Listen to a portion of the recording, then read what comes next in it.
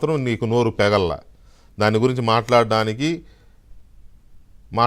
నీ మాటలు రాలే. ఇప్పుడు మాత్రం ఎక్కడ జరుగుతున్నా తెలియదు కానీ పేకాట క్లబ్బులు నడుస్తున్నాయంట. ఓకే, నడిస్తే పట్టుకో, మీ వాళ్ళని పట్టుకుని కేసులు పెట్టమనండి, లేదా ప్రభుత్వాన్ని నిలదీయండి. దాన్ని వద్దని నేను అన్నాను. తర్వాత ఆరోగ్యశ్రీకి డబ్బులు ఇవ్వట్లేదు కాబట్టి ఆరోగ్యశ్రీ పడకేసిందంట. 107, 108 పడకేసినాయి అంట. 108 మీ వాళ్ళే కదా, మేము నడపలేమని చెప్పి లెటర్లు పంపారు. సరే, అది కూడా మీ ఇష్టమే. సంపద సృష్టి అని చంద్రబాబు నాయుడు అంటున్నాడు. సంపద సృష్టి అంటే ఏంటో చెప్తా వినండి అని మొదలెట్టాడు ఆయన. సరే, ఆయన దృష్టిలో ఆయన సంపద ఏంటో, సంపద సృష్టిలో జగన్మోహన్ రెడ్డికి సాటి ఏముంది తెలుసు కదా. 2004 ఎన్నికలప్పుడు ఇల్లు అమ్ముకోవడానికి సిద్ధపడిన కుటుంబం ఇవాళ ఎన్ని వేల లక్షల కోట్లకు ఎదిగిందో, ఆ సంపద అంతా ఎలా సృష్టించాడో తెలిసిందే. కాబట్టి అందులో ఆయనకి అడ్డే ఉంది. ఎడిదిరిగి ప్రజల కోసం, రాష్ట్రం కోసం సంపద సృష్టించడం ఎలాగా అనేదే ఆయనకు తెలియదు. ఆయన ఎలా సంపద సృష్టించుకోవాలి, ఆయన కుటుంబానికి, ఆయన బంధువులకి, అంతవరకు ఆయన అందులో తిరుగులేదు. ఇక ప్రపంచంలో ఆయన కొట్టినోడు లేడు. రాష్ట్రం కోసం, రాష్ట్ర ప్రజల కోసం, పేదల కోసం ఎలా సంపద సృష్టించాలి, వాళ్ళకు ఒక ఉపాధి మార్గాలు ఇచ్చి వాళ్ళ బతుకు వాళ్ళు బతికేలా, ఇది తెలియదు. ఈ కబుర్లు చెప్పడానికి ఏముంది కానీ ఇది జీరో నాలెడ్జ్, అందులో సందేహమే లేదు, నేను ఓపెన్గా చెప్పగలను. సరే, అదంతా అయిపోయిన తర్వాత ఎప్పుడో చివరిలో ఒక మీడియా మిత్రుడు స్టార్ట్ చేసేయండి ఒక క్వశ్చను. అదేదో కేసు అమెరికా అనగానే, ఇక్కడ నేను స్పష్టంగా చెప్తున్నాను, అమెరికా అంశం వచ్చిన దగ్గర నుంచి ప్రశ్నలు, జగన్మోహన్ రెడ్డి సమాధానాలు అన్నీ ఇంగ్లీష్లోనే, నో తెలుగు.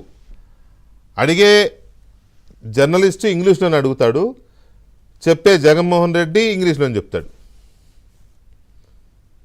ఆ చెప్పేదానికి కూడా బ్రహ్మాండంగా చేశాం మేము. అసలు చరిత్రలో లిఖించదగ్గది. అసలు నాకు సన్మానం చేయాలి, ₹2.49 యూనిట్ చొప్పున నేను విద్యుత్ ఒప్పందం చేసుకున్నానంటే నాకు సన్మానం చేయాల్సింది పోయి నన్ను విమర్శిస్తారేంటి అంటాడు ఆయన.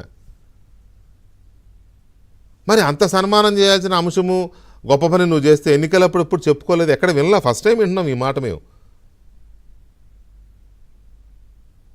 సన్మానం చేయాలి, నాకు శాలువాలు కప్పాలి, శాలువాలు కప్పకుండా ఈ ఆంధ్రజ్యోతి, ఈనాడు, లేకపోతే ఇంకొకటి నా మీద పడి ఏడుస్తున్నాయి.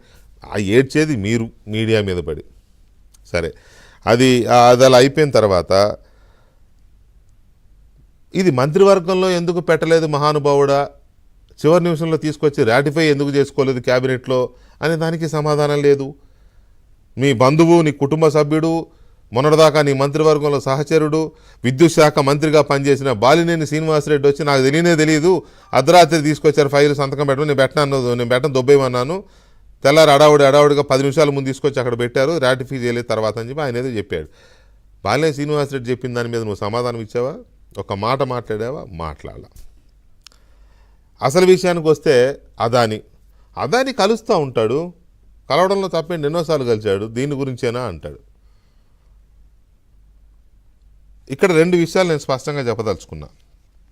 ప్యానలిస్టులు ఉన్నారు, వాళ్ళు చాలా ఇంకా స్టడీ చేశారు, వాళ్ళు మాట్లాడతారు. 2 విషయాలు మాత్రం చెప్పాలి.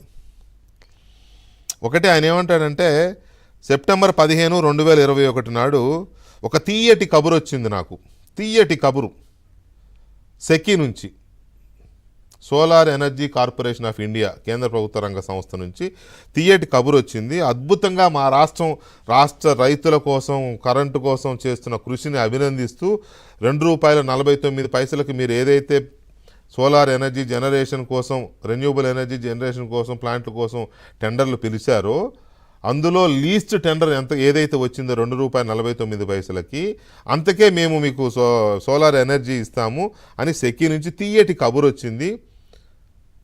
అందులో మా ప్రభుత్వ కృషిని బాగా మెచ్చుకున్నారు వాళ్ళు. ఆయన తెలియదు ఏంటంటే, ఈ లెటర్లు అన్ని ప్రభుత్వాలకు రాశారు, అన్ని రాష్ట్ర ప్రభుత్వాలకి. ఏదో ఈయనకి మెచ్చి మెడలేసినట్టు నాకు ఫీల్ అవుతున్నాడు ఆయన. సరే, రాశారు, బాగుంది. ₹2.49 ఇస్తామని రాశారు. రాసిన వెంటనే ఇట్స్ గుడ్, బాగుంది కదా, తక్కువ రేట్కే కదా అని నేను పిఆర్ వాళ్ళకి ఇచ్చాను, రెగ్యులేటరీ కమిషన్ వాళ్ళకి ఇచ్చాము, వాళ్ళేమో డిస్కమ్లకు ఇచ్చారు. తర్వాత పర్మిషన్ వచ్చింది. డిసెంబర్ 1వ తేదీన సెకీతో ఒప్పందం కుదిరిందని చెప్పారు. బాగుంది, అంతవరకు బాగుంది. సెప్టెంబర్ 15 లెటర్ వచ్చింది. కానీ